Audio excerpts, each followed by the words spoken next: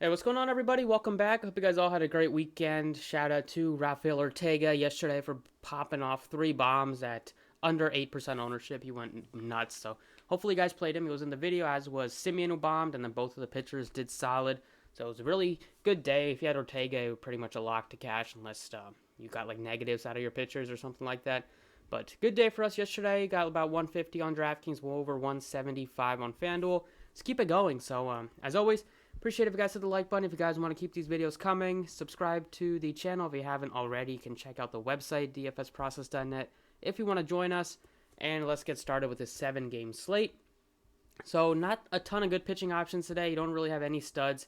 You have the Mets' Taylor McGee at $9,600. He's pitched great for them. Limited starts, only 35 innings, but he goes somewhat deep into games. He goes about 90 pitches if he's pitching really well. They don't really push him past 6 innings, so they try to keep him to about like two, maybe 2.5 times through the rotation. But overall, he is the best pitching option on the board today. I would rather play him than I would play Descalfini, or I would play Lauer.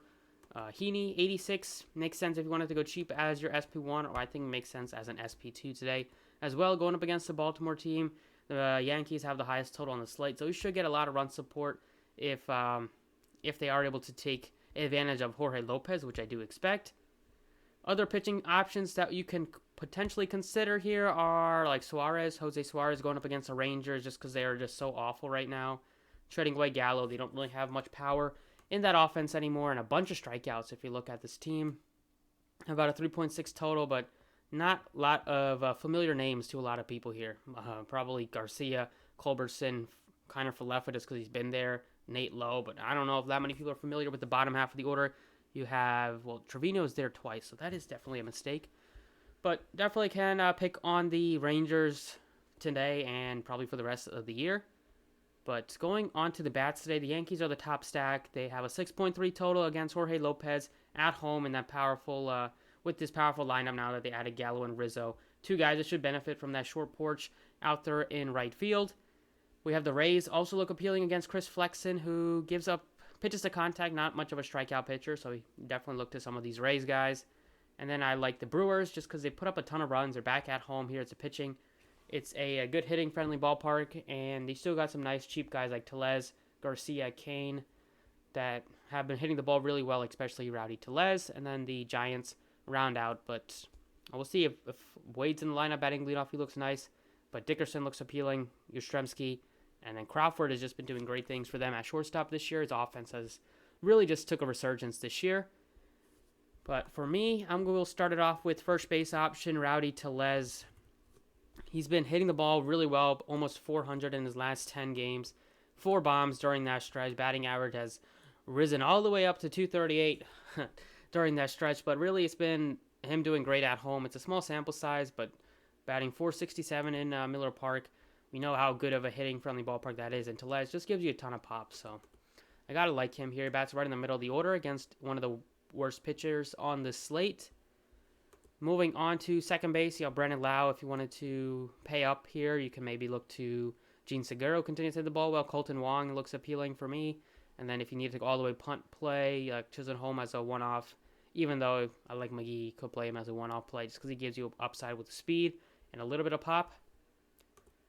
Over at third base, we have a couple of options at the top. You have Escobar at $5,400. They acquired him from the Diamondbacks. Brewers got their lineup a little bit stronger. We have Alec Boehm. If you wanted to stack the Phillies again, they put up 15 runs yesterday. Chris Bryant looks appealing at $5,000.